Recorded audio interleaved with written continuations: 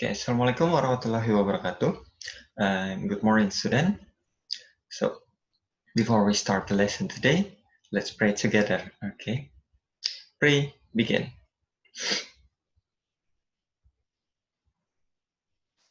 Finish. So, for today's lesson, we'll learn about analytical exposition text. And what is the analytical exposition text? Okay, let me explain it. Next. Nah, an analytical exposition text evaluates a topic critically out of focus only on one side of argument. Jadi, analytical exposition text ini membahas tentang sesuatu topik yang dibahas secara kritis oleh penulis, ya biasanya tentang pembahasan isu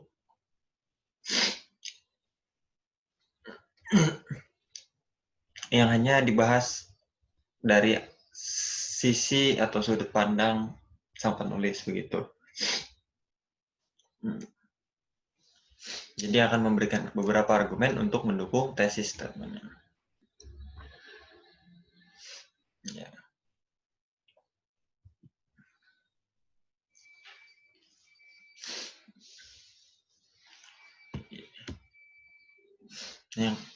The arguments and point of view in analytical exposition text have to supported by fact and relevant information.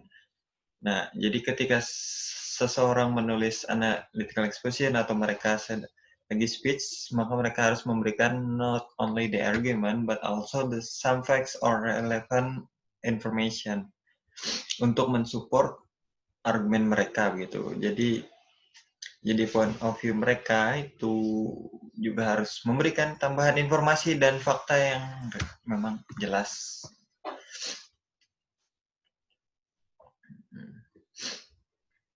Nah, ini Alex contoh dari beberapa analytical exposition text. Sorry. Nah, let's see the social function. Apa sih gunanya analytical exposition? Jadi gunanya adalah the purpose is to persuade the audience to look at issue with your perspective. Oke. Karena di dalam analytical exposition itu hanya satu point of view, jadi kamu itu akan mempengaruhi persuade the audience dari listener atau readers atau pembaca bahwa ini isu yang akan kalian bawa mengajak dari sudut perspektif Anda begitu.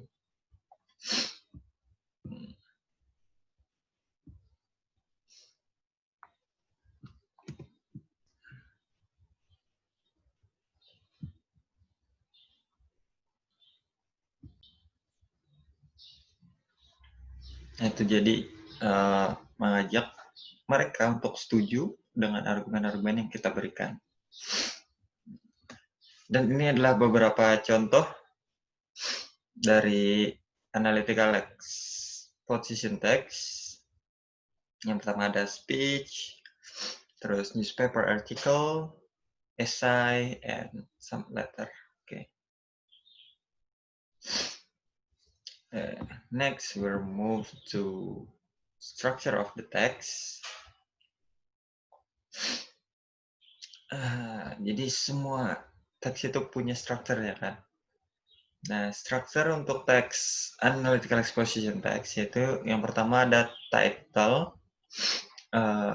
Title sebuah topik ini kadang boleh ada juga boleh tidak ada, tapi kebanyakan memang menggunakan judul itu. Write the title. Biar tahu apa yang lagi dibahas dalam teks tersebut. Oke. Dan selanjutnya ada introduction. Ini adalah background dari isunya. Nah, di dalam introduction itu ada statement. Ada thesis statement-nya. Thesis statement itu background dari isunya. sorry. Thesis statement itu bagian yang apa? Concern-nya itu bagian yang diperhatikannya apa itu.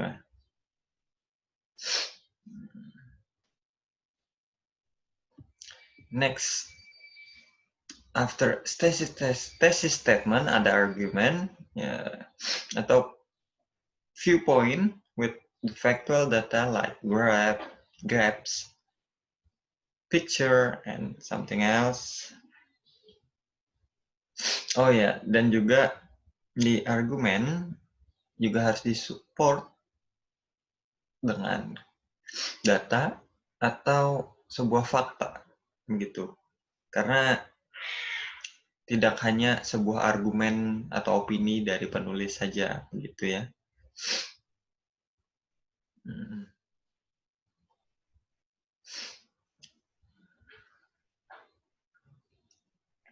Jadi data tadi ada dan fakta harus digunakan untuk mensupport argumen-argumen kalian gitu untuk membuat hasil dan mempersuade tadi, mengajak orang percaya akan apa yang Anda tulis gitu.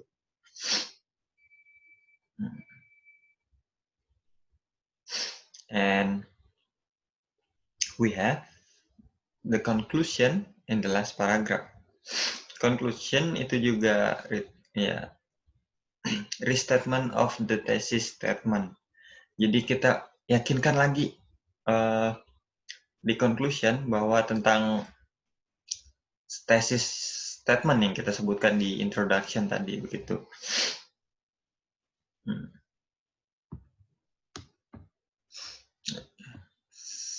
Semoga dipahami. Oke. Untuk yang structure ada title, introduction, terus di introduction ada thesis statement, dan ketiga ada argument, dan yang terakhir adalah conclusion. Have you get the point?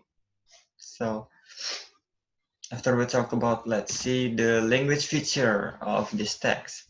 Nah, dalam teks ini we use the present tense. Oke. Biasanya tenses-nya pakai present tense. Tapi kalau membahas tentang sesuatu isu yang sebelumnya di masa lalu, boleh menggunakan past tense gitu. Tapi tetap kebanyakan menggunakan present tense karena banyak ngomongin fakta dan lain-lain.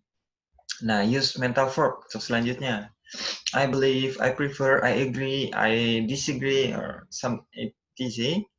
Karena ini adalah restating your argument, karena memberikan pendapat argumen kamu, that's why kamu harus menggunakan mental verb. Biar jadi orang itu kayak setuju dengan kamu. Jadi gitu ya. I'm sorry. Selanjutnya use saying verb. Nah, maksudnya use saying verb itu apa sih? Use another information to support our argument. Kita juga bisa menyebutkan pendapat orang lain, pendapat riset, dan lain-lain. Ya, for example, people say, it is said, or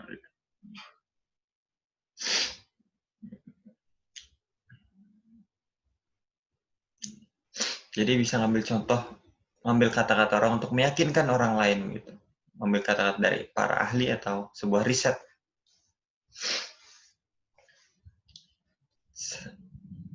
Jadi using present tense, using mental verb, and saying verb.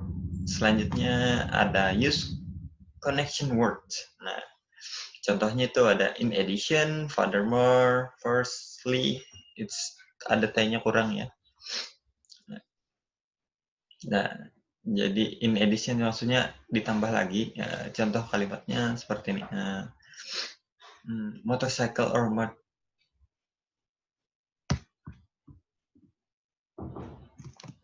sorry, it's like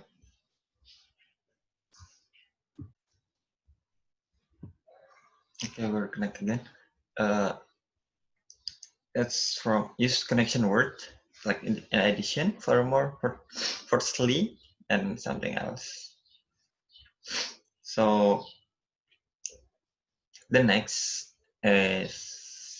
language feature is use causal conjunction. Okay.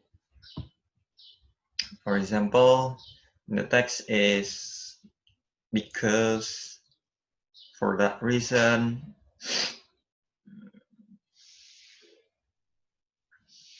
something like that, okay?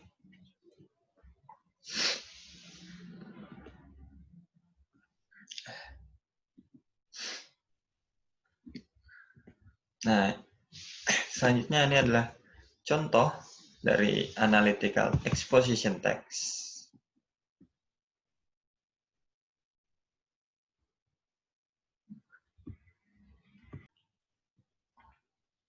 Nah, ini ada beberapa contoh, salah satu contoh of analytical exposition text, terdiri dari beberapa paragraf.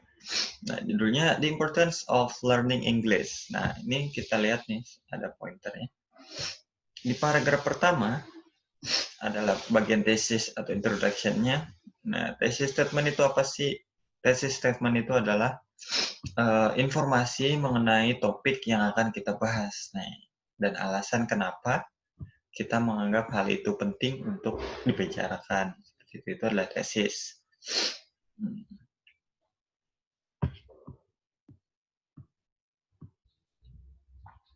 Nah, ini contohnya dari thesis statement-nya itu, not all people in the world are able to speak English, even though English is very important to learn. Jadi katakan bahwa tidak semua orang itu bisa bahasa Inggris, bisa berbicara bahasa Inggris. Walau bahasa Inggris itu sangat penting untuk dipelajari, begitu ya.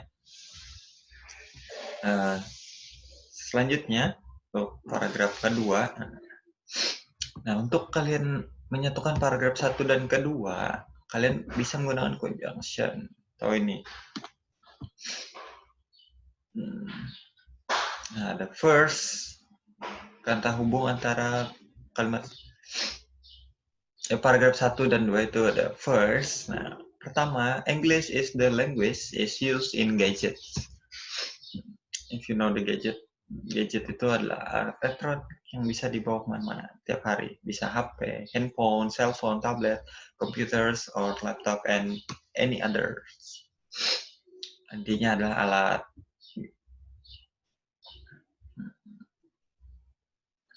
mempermudah kehidupan kita, gitu.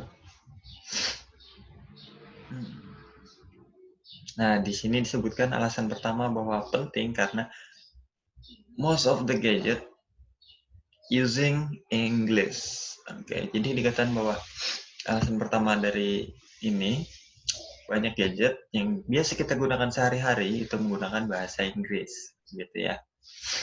Oke.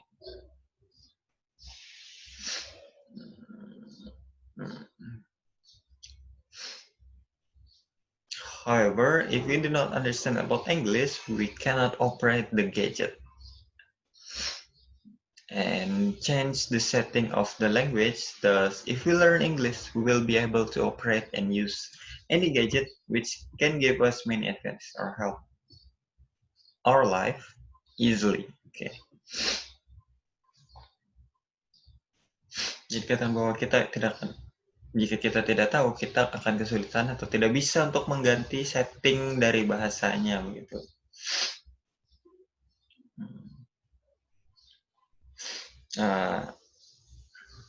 Selanjutnya, nah ini pada alasan kedua. Nah, di sini ada conjunction lagi ini untuk menghubungkan paragraf 2 dengan paragraf ketiga. Ada in addition. In addition itu artinya ditambah lagi, gitu. In addition, if you study abroad, English is one of the requirements. Nah, jadi kalau kita kuliah di luar negeri, kita bahasa Inggris salah satu syarat. Karena kita harus memiliki TOEFL skornya harus 500 dan 6,5 for IELTS. Both of TOEFL and IELTS are English tests. So, jadi tesnya adalah berbahasa Inggris untuk mengukur kemampuan bahasa Inggris kamu, gitu. You will not be accepted by the university if your score is under the standard. Although you you do not want to continue study abroad and choose continue study in Indonesia, you still have a TOEFL test as the requirement to graduate from the university. Nah, jadi walau tetapnya kuliah di Indonesia, kamu harus tetap memiliki tes TOEFL untuk syarat kelulusan requirements graduate from the university. Jadi supaya bisa lulus kuliah, harus tes TOEFL dulu. Therefore, learning English is important for us.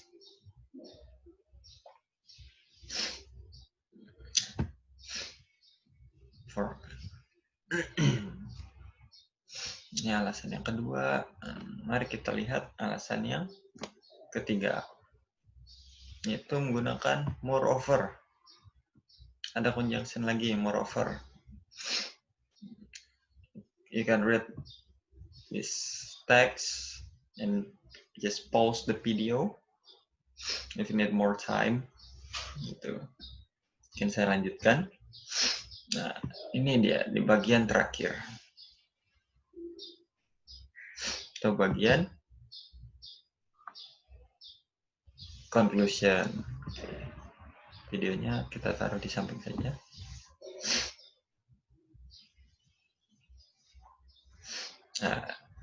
Learning English has many advantages for us.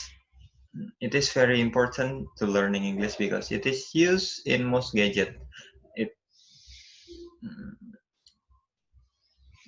It becomes a requirement if you want to study abroad or graduate from a university and is the most spoken language around the world. Nah, ini alasan yang kedua tadi diulang lagi.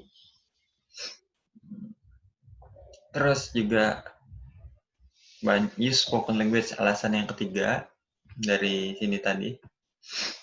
Jadi di sini adalah di restatement atau diulang. Dari bahasa Inggris itu sangat penting. Dan yang terakhir dikasih quote, let's learn English and get advantage of it. Gitu.